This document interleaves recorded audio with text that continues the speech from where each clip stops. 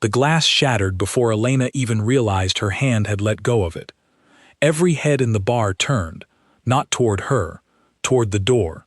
A man stood there, tall enough that he had to lower his head slightly to clear the frame, and the room went so quiet that Elena could hear the ice melting in the drink she had just dropped. Marcus, the owner, who never stopped moving, who never once in 3 years had stood still behind his own counter, froze with a rag in his hand like someone had hit pause on him alone. Elena bent down to pick up the broken glass. Her fingers were shaking. She told herself it was because glass was sharp and she didn't want to cut herself, which was true, but it wasn't the whole truth. The whole truth was that her body had reacted to this stranger before her mind had caught up, and that had never happened to her before. Not once. Not in 24 years of pretending to be exactly like everyone else in every room she had ever stood in. She swept the last of the glass into a dustpan and stood up, and that was when he looked at her. Just looked. From across the room, past the drunk men arguing about a football score, past Nora frozen mid-pour at the tap, past every other person in the building. He looked at Elena the way a man looks at something he has been searching for without knowing its name. Nora leaned close to her from behind the bar. Her voice was barely a whisper. "Elena, do you know who that is?" Elena did not. She shook her head, small, quick, her eyes still caught on the stranger's. "That is the Alpha King," Nora said. "That is Cade." Elena had heard the name before, the way you hear the name of a hurricane before it makes landfall somewhere far away from you. A story, a rumor, something that happened to other people, in other cities, in other lives. He was walking toward her now. Every wolf in the bar dropped their eyes as he passed them, one after another, like dominoes falling in a line. The football men fell silent without knowing why. The waitress near the door pressed herself flat against the wall to let him by, even though there was plenty of room. Elena did not drop her eyes. She did not know she was supposed to. He stopped in front of the bar, close enough that she could see the color of his eyes was not quite brown and not quite gold, something in between, something she had no word for. His jaw was tight. His hands, resting on the bar top, were very still, the way a man's hands are still right before he decides not to break something. "You're not registered," he said. His voice was low and even, and it did not rise at the end like a question. It was not a question. Elena's mouth went dry. She reached for the same dry humor she reached for whenever she was afraid, the joke that had gotten her through every hard year of her life since her father left. "Registered for what?" she said. "The lottery. Because if you're here to tell me I won something, I could use it. Rent's due Friday." Something flickered behind his eyes. Not quite a smile. Something colder and more interested than a smile. "You know exactly what I mean." She did. That was the problem. Elena had spent 6 years hiding what she was. She wore a scent she bought from a witch 2 states over, a thick amber oil that she rubbed behind her ears and the inside of her wrists every morning before her shift, an oil that made her smell like nothing at all, like empty air, like a person who had never once in her life turned into something with claws under a full moon. She had built an entire life around not being found, a studio apartment above a laundromat, a job where nobody asked questions, a phone with no one saved in it from before she turned 18. And now a king was standing in front of her, close enough to touch, saying the one thing she had spent 6 years making sure no one would ever say to her again. "I don't know what you're talking about," she said, and her voice came out steadier than she expected, which surprised her almost as much as it seemed to surprise him. He tilted his head, just slightly, the way a person tilts their head at something unexpected. Then he leaned forward, not far, just enough that only she could hear him over the noise of the bar coming back to life around them. "You smell like nothing," he said. "That took work. I respect it. It won't matter." "Excuse me?" "I said it won't matter." He straightened up. "I have business elsewhere tonight. I will come back for you." "You will not," Elena said, and she meant it, and it came out sharper than she intended, sharp enough that Nora, still frozen at the tap, made a small sound like she had swallowed wrong. Cade looked at her for one more long moment, long enough that Elena felt it in her chest, a pull she did not ask for and did not want, something low and physical and completely outside her control, like gravity deciding to point somewhere new. Then he turned and walked out, and the bar exhaled all at once, glasses clinking, the football men remembering their argument, the jukebox in the corner suddenly loud again as if it had been muted the whole time he was there. Nora grabbed Elena's arm the second the door swung shut behind him. "Do you have any idea," Nora said, "what just happened?" "Nothing happened," Elena said. "Some guy came in, said something weird, left. Weirder things have happened on a Tuesday. That was not some guy. That was Cade, the Alpha King. He does not walk into bars. He does not talk to waitresses. He has an entire city that goes quiet when his name comes up. And you just told him you don't know what he's talking about, like he was asking you for extra napkins." Elena picked up her rag and started wiping down the bar top. Hard, harder than the small spill in front of her needed, just to have something to do with her hands. "I'm sure it's nothing," she said. She was not sure of that at all. She finished her shift in a fog, pouring drinks on autopilot, laughing at the right moments when a regular made a joke, counting out change without really seeing the bills in her hand. Every few minutes she found herself glancing at the door, half expecting him to walk back through it, and every time the door stayed empty she told herself that was good, that meant it was over, that whatever had happened had already happened and was done.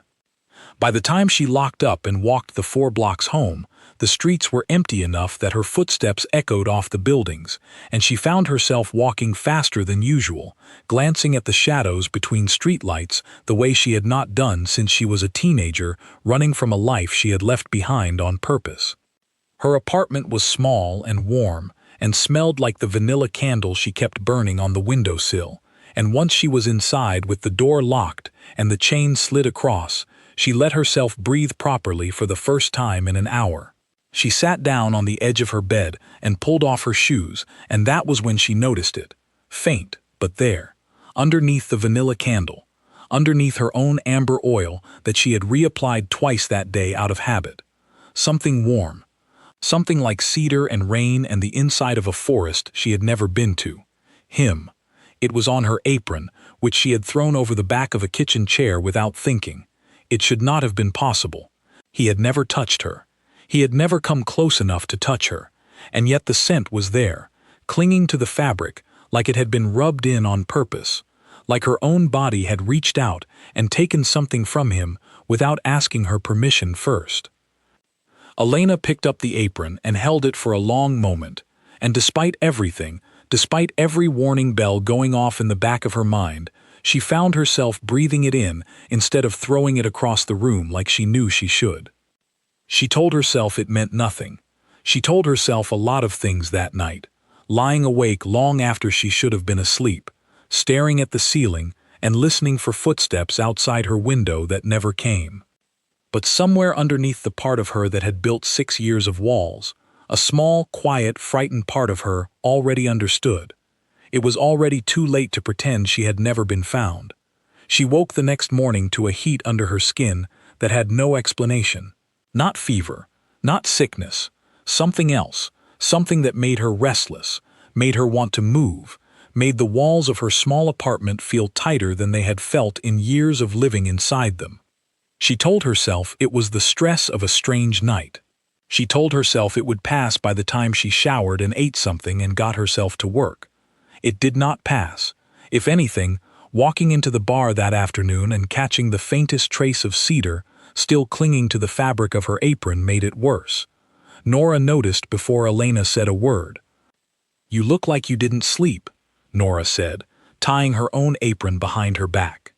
"I slept fine," Elena said, which was not true, and Nora's raised eyebrow said she knew it was not true. "He's not coming back," Elena added, before Nora could ask. "He said business elsewhere. People like that don't remember waitresses."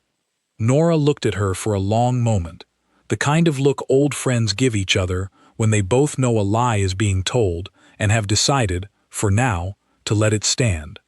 "Sure," Nora said, And I'm the Queen of England." Elena almost laughed. Almost. The heat under her skin did not let her fully relax into it, and for the rest of that shift, every time the door opened, her whole body turned toward it before her mind caught up, waiting for a man who had told her, plainly, without a single ounce of doubt in his voice, that he would be back. She did not know yet how right he was. She only knew that something in her life, something she had spent 6 years keeping buried and quiet and safe, had just been found, and there was no oil, no candle, no locked door strong enough to bury it again. The knock on Elena's door came 3 nights later, and she knew before she even looked through the peephole who it was, because the hallway outside her apartment suddenly smelled like cedar and rain. She stood with her hand on the chain lock, not sliding it open, not stepping away either. "I know you're there," Cade said, through the door, his voice quieter than it had been in the bar, but no less certain. "I can hear your heart." Elena closed her eyes for a moment, then she slid the chain free and opened the door. He looked different outside the noise of a crowded bar. Bigger, somehow, filling the narrow hallway of her building in a way that made the space feel smaller than it was. He wore a plain dark coat, nothing that marked him as anything more than an ordinary man, and yet nothing about him read as ordinary at all. "You shouldn't be here," Elena said. "I told you I would come back. I remember. I was hoping you meant it the way people mean things they say to be dramatic, and then forget by the next morning. I don't say things I don't mean."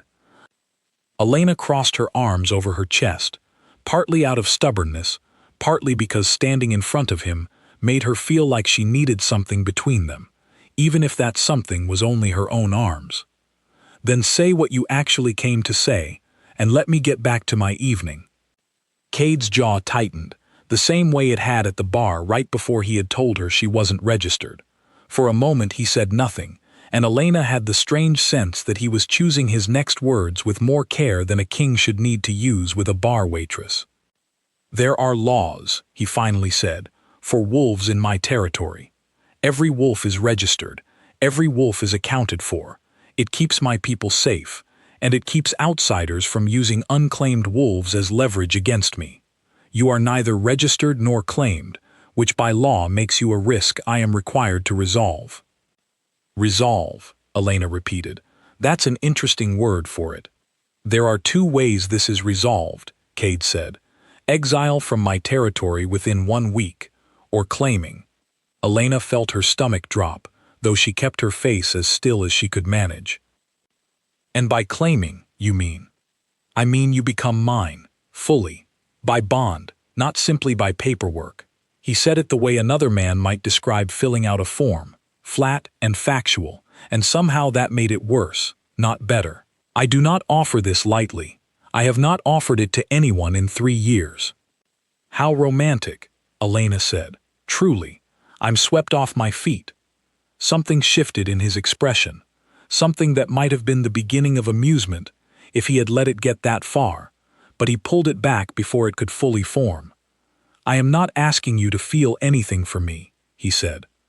"I am telling you what is required. Whether you feel anything is a separate matter entirely."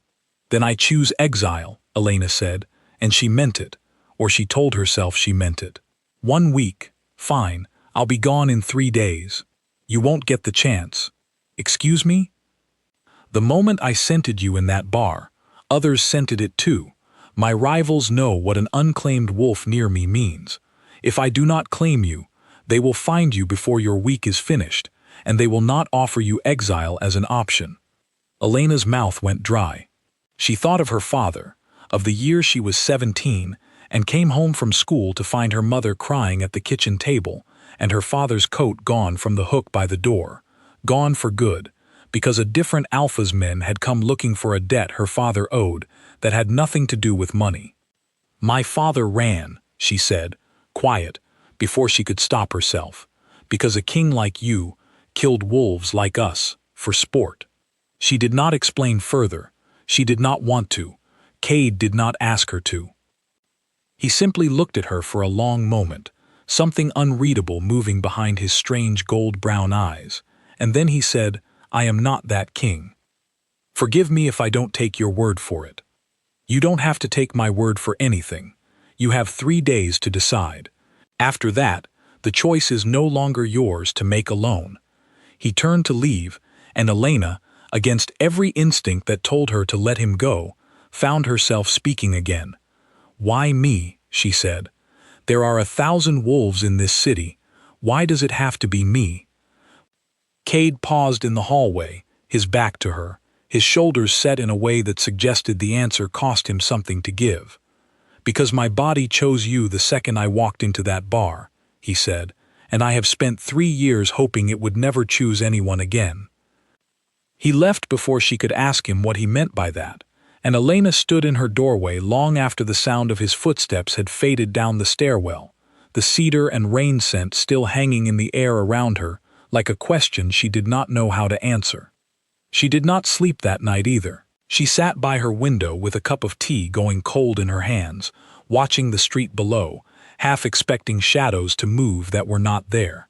The next morning, Nora found her staring blankly at a stack of menus instead of restocking them. "Okay," Nora said, sliding into the booth across from her. "Something happened. You've been off since Tuesday, and don't tell me it's nothing, because I've known you 3 years, and you've never once looked like you haven't slept." Elena hesitated. She had never told Nora what she was. She had never told anyone in this city what she was. But sitting there, exhausted, frightened, with a decision hanging over her that would change the rest of her life within 72 hours, she found she did not have the strength to keep pretending, not with the one person who had actually been kind to her. "I'm not what you think I am," Elena said quietly. "I'm not just a girl who moved here from a small town for a fresh start." Nora's eyebrows rose, but she did not look afraid, only curious, only patient. "Okay," she said. "What are you?" "A wolf," Elena said. "I've been hiding it since I was 18. There's an oil I wear that keeps my scent hidden. It's worked for 6 years. And then 3 nights ago, a man walked into our bar and it stopped working, just like that, all at once. And now he's telling me I have 3 days to either let him claim me or run, because if I don't choose, someone worse will make the choice for me." Nora sat back slowly, absorbing this with the same steady patience she brought to every difficult customer she had ever handled. "The Alpha King," she said. "The Alpha King. And claiming means what, exactly?" "It means I belong to him, permanently. Not just on paper. In every way a bond can mean it.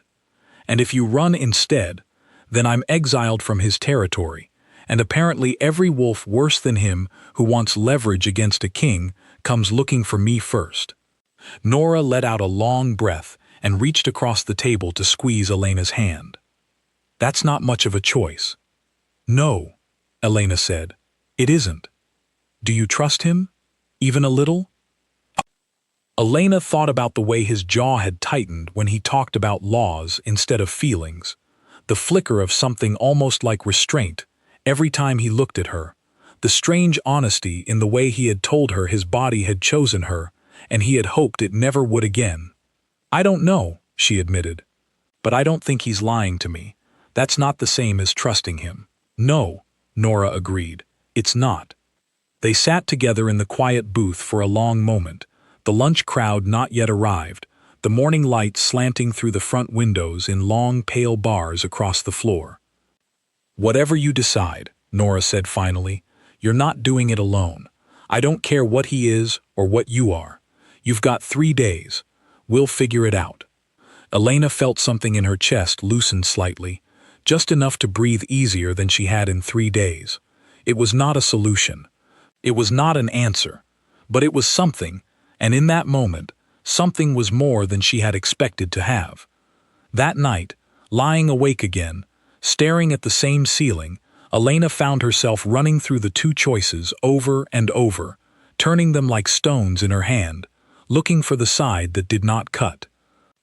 Exile meant running again, the way her father had run, the way her mother had never fully recovered from watching him go.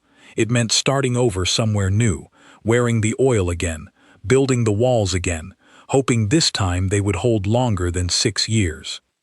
Claiming meant becoming someone's, permanently, a man she had known for 3 days, a king with rules and a coldness that did not quite match the honesty underneath it.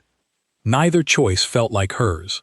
And yet somehow, lying there in the dark with cedar and rain still faint in the fibers of her apron across the room, she found herself less afraid of the second choice than she had any right to be. She did not know, yet, whether that was wisdom or danger. She only knew the 3 days were already ticking down, and somewhere across the city, a king who did not say things he did not mean was waiting for her answer. On the third night, Elena stood outside a set of iron gates, taller than any building she had grown up around, and told herself she was not shaking. Cade had sent a car for her, a plain black car with a driver who did not speak, and the drive out of the city had taken almost an hour, the streets growing wider and quieter, and the houses growing fewer, until there was nothing but a long dark road bordered by trees, and then, finally, the gates. Nora had hugged her tight before she left, tighter than usual, and had made her promise to call, even though they both knew phones might not work wherever Elena was going. "You don't have to do this," Nora had said at the last moment, standing on the curb outside the bar. "I know," Elena had answered. "I'm choosing it anyway." She was not entirely sure, even now, standing in front of the gates with her one suitcase in hand, whether that was true. Choosing and being cornered into the least bad option did not always feel like the same thing, but she had turned the two paths over enough times in 3 sleepless nights that she had stopped expecting the choice to feel clean. Cade was waiting just inside the gates when they opened. He looked the same as he had in her hallway, controlled, careful, his hands clasped behind his back, like a man standing at attention in his own home. "You came," he said. "I said 3 days. This is day 3. I wasn't certain you would choose this."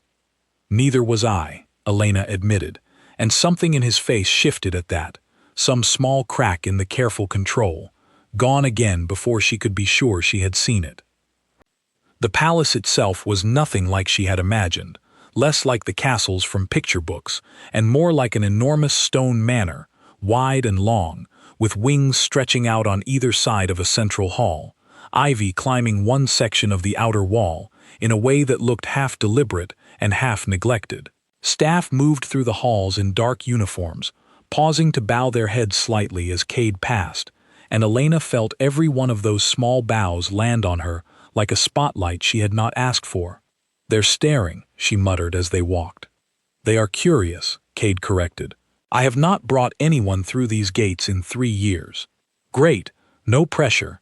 A tall woman with silver-streaked hair met them in the main hall, introduced simply as the head of household staff, and it was clear within the first 2 minutes that she had absolutely no idea what to do with Elena. "Would the lady like tea in the east sitting room, or perhaps the west?" the woman asked, her tone perfectly polite and entirely uncertain. "Whatever's closer," Elena said. "And please don't call me the lady. My name's Elena." The woman blinked, glanced at Cade as if seeking permission to process this, and then nodded slowly. "Of course, Elena." Later that first evening, at a dinner far too large for 2 people, Elena reached the end of the meal and, out of 6 years of waitressing habit, began stacking the empty plates in front of her, sorting the silverware by size, preparing to carry them to whatever passed for a kitchen in a building this size. A young staff member rushed forward, nearly tripping over her own feet. "Please, let me. You mustn't." "It's fine. I've got it," Elena said, already halfway out of her chair. Cade, across the table, watched this exchange with an expression Elena could not quite read, somewhere between amusement and confusion, as if he had never once in his life seen someone reach for their own dirty dishes. "You don't have to do that here," he said, once the staff member had gently but firmly taken the plates from Elena's hands and hurried off. "I know. Old habit. A better one than most people in this house have," he said, quiet enough that she almost missed it, and something about the honesty in it, the plainness of it, unsettled her more than any grand gesture could have. The days that followed fell into a strange rhythm. Elena learned the layout of the house slowly, learned which staff members softened once they realized she was not going to correct their grammar or demand things be done a certain way, learned that Cade ate breakfast alone every morning at exactly 6 and expected no one to join him, which she ignored after the third day and joined him anyway, mostly to watch the surprise flicker across his face each time. She also learned, in smaller and quieter ways, that something in this house did not want to be looked at too closely. There was a long hallway on the west side, near what she assumed must be an old family wing, that Cade never walked down. Not once, in 2 full weeks, did she see him take even a single step into that corridor, and the staff, when she asked, grew suddenly very interested in whatever task was in front of them. "It's just an old wing," the silver-haired woman said carefully, when Elena finally pressed. "Not used much anymore." "Why not?" "Best to ask His Majesty if you're curious." Elena did not ask him, not directly, but curiosity, once it had taken hold of her, was not easily set aside, and one quiet afternoon, when Cade had left the house for meetings she was not invited to and would not have wanted to attend anyway, she found herself walking down that same forbidden hallway with her heart beating faster than the empty silence around her should have caused. Dust sheets covered most of the furniture.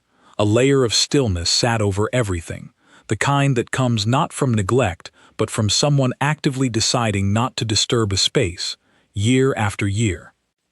At the end of the hallway, in what must once have been a sitting room, a large shape stood against the far wall, covered by a heavy curtain that did not match the pale dust sheets over everything else.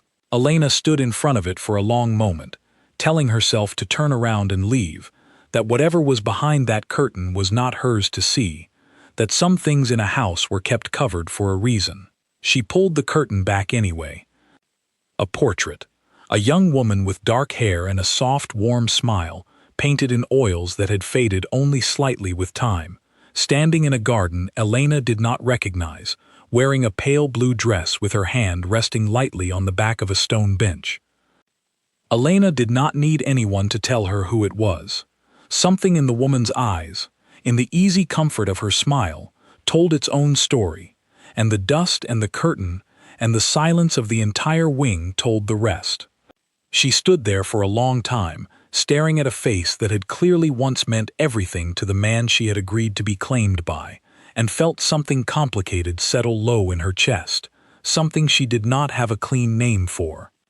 She was still standing there when she heard his voice behind her, low, controlled, but with an edge underneath it she had not heard before. "You shouldn't be in this wing." Elena turned. Cade stood in the doorway, his face unreadable in the dim light, his hands once again clasped tightly behind his back, the way they had been the day the gates opened for her. "I'm sorry," Elena said, and she meant it, though she did not let go of the curtain fabric still bunched in her hand. "I didn't mean to." "You didn't mean to what? Find her?" The edge in his voice sharpened, and Elena felt something in her own chest respond to it. Not fear exactly, but a kind of bracing, the way a person braces before a wave they can see coming, but cannot avoid. "I'm sorry," she said again, quieter. Her name was Leora, Cade said, each word coming out flat and controlled, like he had rehearsed saying them exactly this way so they would not come out any other way. "She was my mate before you. She was killed 3 years ago, in an attack meant for me, in a garden not far from where that portrait was painted." Elena's throat tightened. She let the curtain fabric slip from her fingers, though it did not fall back into place, leaving the portrait exposed between them. "I'm so sorry," she said, and this time it was not an apology for trespassing, but for something larger, something she did not have adequate words for. "I don't need your sympathy." "I wasn't offering it as pity," Elena said, and something in her own voice sharpened now too, some old defensive instinct rising up before she could stop it. "I was offering it as a person, standing in front of another person who clearly still hasn't recovered from losing someone. You don't know anything about what I have or haven't recovered from." "No," Elena agreed. "I don't, because you don't talk. You give me rules and laws and requirements, and you flinch every time we walk past this hallway, and you expect me to just accept all of it without asking a single question, and I'm done pretending that's normal." For a moment, neither of them spoke. The portrait sat between them, Leora's soft painted smile the only warmth in a room that had suddenly gone cold with something neither of them wanted to name. "Cover it," Cade said finally, his voice quieter now, almost tired. "Please." Elena reached out and pulled the curtain back into place, and when she turned around again, Cade was already gone, his footsteps fading fast down the hallway he never walked, as if being seen in that room even for a moment had cost him more than he could afford. She did not cry that night, though she felt the pressure of it building somewhere behind her eyes as she sat alone in the room they had given her, a room adjoining his, but with its own door, its own bed, a space he had never once tried to push past. Instead, she felt something else rise up in its place, quick and hot, and almost a relief compared to the ache underneath it. Anger. Not at him exactly, or not only at him, but at the whole situation, at being pulled into a life with rules she had not written and grief she had not caused, and a man who would rather flinch at a hallway than say a dead woman's name out loud to the person he had just claimed. The anger felt sweet in a strange way, familiar in a way she recognized from every hard year of her own life, easier to hold on to than the sadness sitting underneath it. She let it carry her through brushing her teeth, through pulling the blankets up to her chin, through lying in the dark staring at a ceiling that was not her own. She did not go looking for him the next morning. She sat through breakfast alone at 6, the first time in 2 weeks she had not joined him, and if the empty chair across from him bothered Cade, he gave no sign of it when she passed him in the hallway an hour later, his expression sealed shut again, controlled, careful, exactly the way it had been the very first night she met him. Neither of them spoke of Leora again for several days, but something had shifted in the house, a new kind of silence layered over the old one, and Elena found herself walking past that forbidden hallway more often than she needed to, not to look inside again, but simply to notice, each time, that the door remained exactly as closed as it always had been. She was starting to understand something about the man she had agreed to bind her life to. He did not run from danger. He did not run from rivals or enemies, or the responsibilities of a crown that clearly weighed on him more heavily than he ever let show. But he ran, quietly, carefully, every single day, from one long hallway in his own home, and from whatever it would cost him to finally stop. The ambassador arrived on a Thursday, and Elena knew within the first 30 seconds of meeting him that she did not like him, though he smiled the entire time he introduced himself. "Garrick," he said, taking her hand and holding it a beat longer than the greeting required, "Ambassador of the Northern Pack, and you must be the famous waitress." "Elena," she corrected, pulling her hand back. "Not famous, just claimed." "Of course, my mistake." His smile did not falter. "Forgive me, I only meant that word travels fast in circles like ours. A king who swore he would never claim again, suddenly claiming a girl he found pouring drinks. It's the sort of story people can't help repeating." Tobias, Cade's chief advisor, a lean man with a permanently tired expression, stood a few steps behind Garrick with his arms folded, watching the exchange with the wary patience of someone who had clearly dealt with this particular ambassador many times before.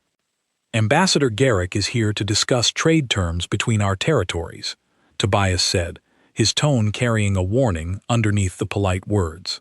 "Nothing more." "Nothing more," Garrick agreed cheerfully, though his eyes lingered on Elena a moment longer than trade terms required.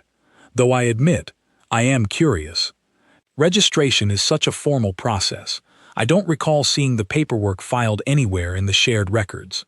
"The paperwork will be filed in due time," Cade said, arriving at Elena's side with the quiet, deliberate presence of a man who had heard the last part of that sentence from across the room. "In the meantime, I trust you did not travel this far only to discuss my mate's paperwork." "Of course not, Your Majesty," Garrick said, bowing his head just slightly, the gesture somehow managing to look mocking, even while perfectly correct.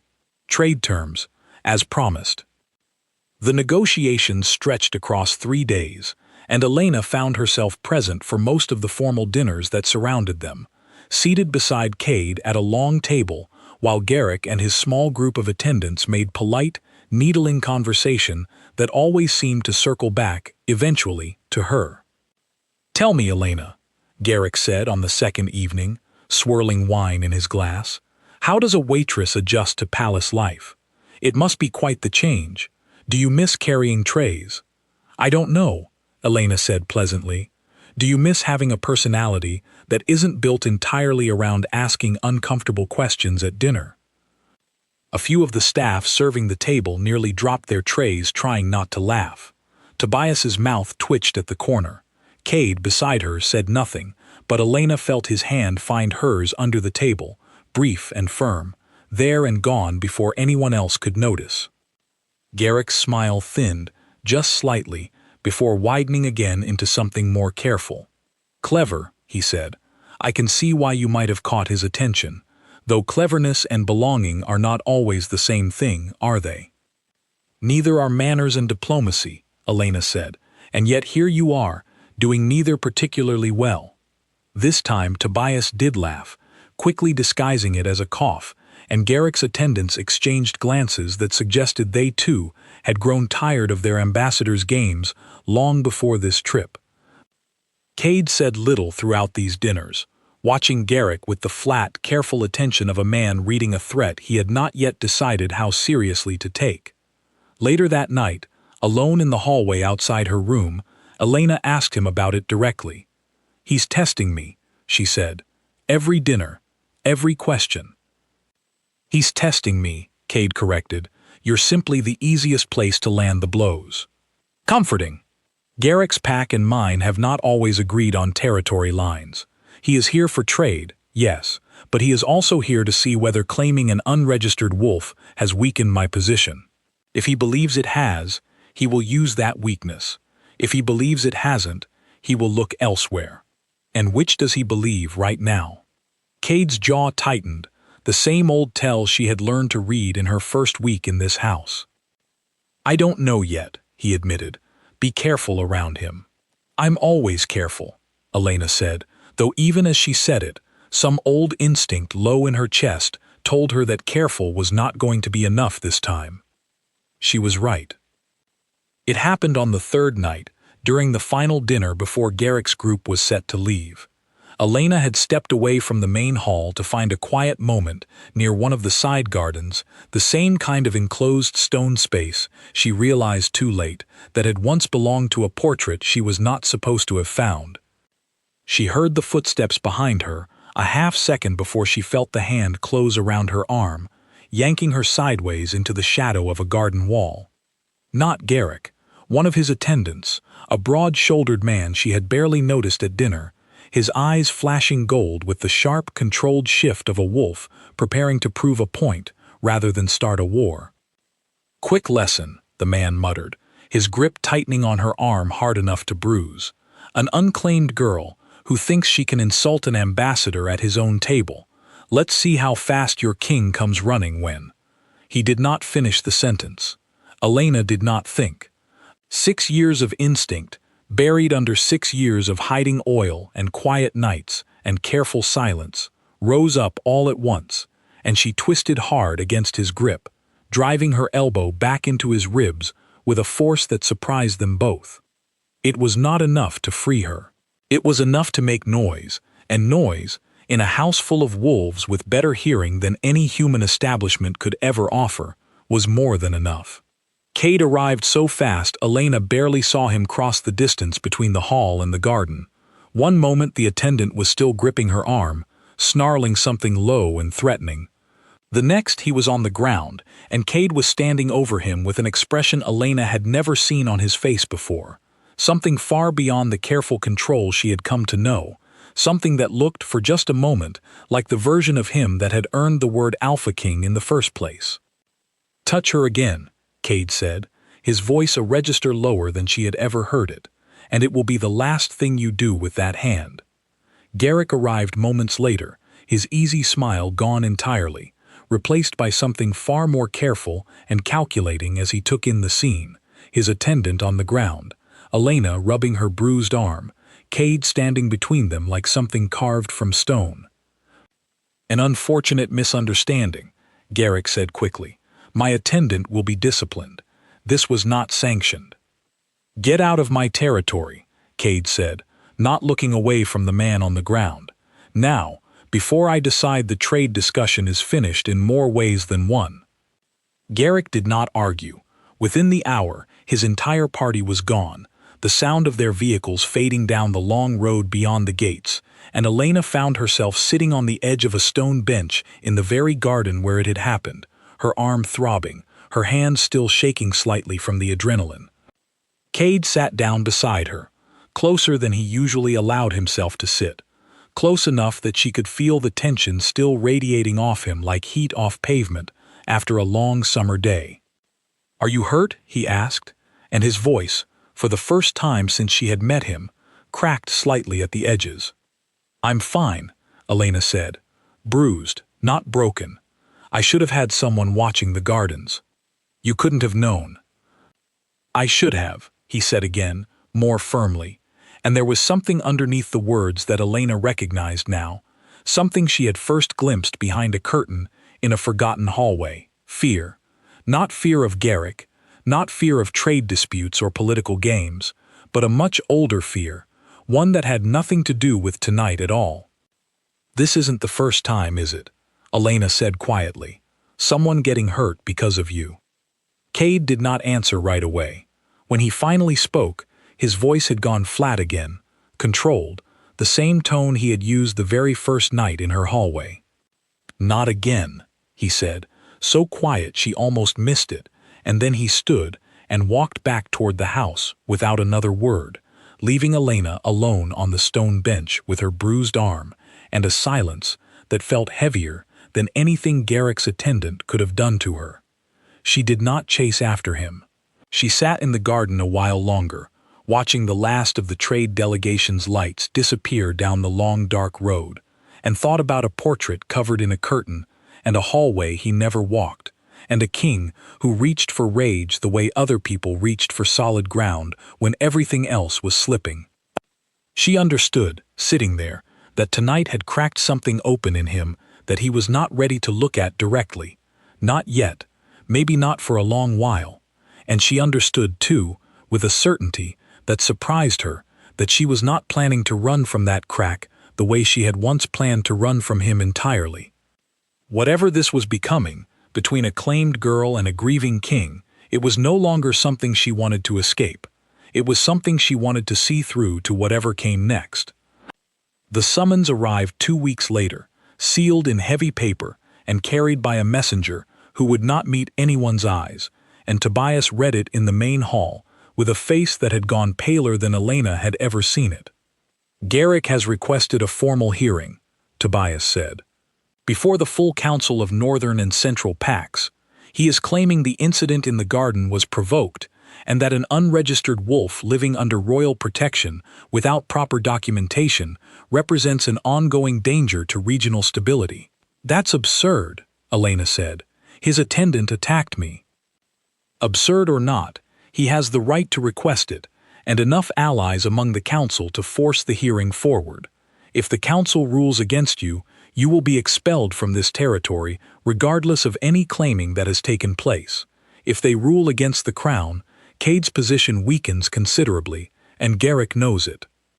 Cade said little through all of this, standing near the window with his hands clasped behind his back, the same posture Elena had first seen him hold at the gates on the night she arrived. When he finally spoke, his voice was steady, but something underneath it had gone tight. "They will not touch her," he said. "They may not have a choice," Tobias said quietly, "if she cannot answer for herself in front of the council. This is not a hearing you can win with force, Cade. This is a hearing that requires her to stand and speak, and for the bond between you to be seen as real, not merely convenient."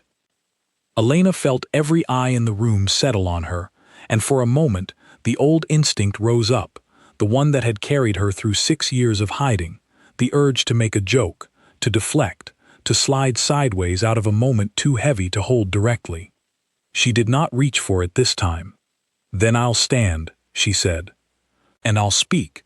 The hearing took place 3 days later in a hall Elena had never seen before, a long chamber with a high ceiling and rows of seated representatives from packs she had never heard the names of, each one watching with the flat, assessing patience of people who had seen many disputes settled in this room and expected this one to be no different. Garrick sat near the front, his easy smile back in place, though something behind his eyes had sharpened since the garden. Cade sat beside Elena at the front of the chamber, his posture rigid, his jaw set in the same tight line she had come to recognize as the shape his fear took when he refused to let it show any other way. The council's presiding elder, an older woman with silver hair pulled back severely from a lined, unreadable face, opened the proceedings with a description of the incident that Elena thought sounded almost nothing like what had actually happened, softened and reframed until the attack in the garden read more like an unfortunate scuffle than an assault. "The council will now hear from the wolf in question," the elder said, her eyes settling on Elena. "State your case, if you have one." Elena stood, her legs felt steadier than she expected, though her heart was pounding hard enough that she was certain every wolf in the room could hear it. "My name is Elena," she said. "I hid what I was for 6 years, because I watched what happened to my father when a different alpha decided an unregistered wolf was worth more as leverage than as a person. I know exactly what this council is afraid of, because I grew up afraid of the same thing." She looked, briefly, at Garrick, whose smile had not moved, but whose eyes had gone very still. Ambassador Garrick's attendant grabbed my arm in a garden and told me it was a lesson about what happens to unregistered girls who speak out of turn. That is not a scuffle. That is exactly the kind of danger this council claims to be protecting its territories from, and it happened because I was seen as an easy target, not because I was dangerous. A murmur moved through the chamber. Garrick shifted in his seat, his smile finally cracking at one corner. "The council may decide," Elena continued, her voice steadier now, gaining ground with every sentence, "that I am a risk because I was unregistered for 6 years.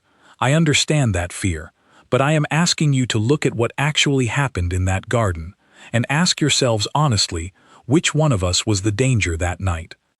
She turned then, not toward the council, but toward Cade, and something in her chest loosened as she found the words she had been circling for weeks, without saying them out loud, not to him, not to herself, not to anyone. "I did not choose this claiming because I was cornered into it," she said, her voice carrying clearly across the silent chamber. "I chose it because somewhere between a bar 3 months ago and a garden 2 weeks ago, I stopped wanting to run. I claimed this bond, fully, not because the law required it of me, but because I am choosing it, in front of this entire council, with my own voice." The words landed in the room like something physical, and Elena felt the shift immediately. The ancient weight of a claiming spoken aloud settling into place, felt through the marrow of every wolf in that chamber, whether they wished to feel it or not. Cade rose slowly to his feet beside her, and when he spoke, his voice had lost every trace of the flat, controlled distance she had grown used to. "I claim this bond as well," he said, fully, and without condition, in front of this council and every witness in it. The elder's expression did not change, though something in her posture eased slightly, the tension of a difficult decision suddenly made simpler by the 2 people standing at the front of her chamber. "The council has heard enough," she said, after a long moment. "A bond claimed openly, by both parties, before this body, is recognized under the oldest laws we hold, laws that predate registration entirely. Ambassador Garrick's petition is dismissed." Garrick did not smile this time. He rose, bowed stiffly to the council, and left the chamber without another word, his attendants trailing behind him in a silence that suggested this defeat would not be forgotten quickly, though it was, for now, complete. The chamber emptied slowly, representatives murmuring among themselves, some glancing at Elena with newfound curiosity, others with something closer to respect. Tobias caught her eye across the room and gave her the smallest, most genuine smile she had seen on his tired face since she arrived. Cade did not speak until they were alone in the long hallway outside the chamber, the sound of the dispersing council fading behind them. "You didn't have to say all of that," he said quietly, "the claiming words.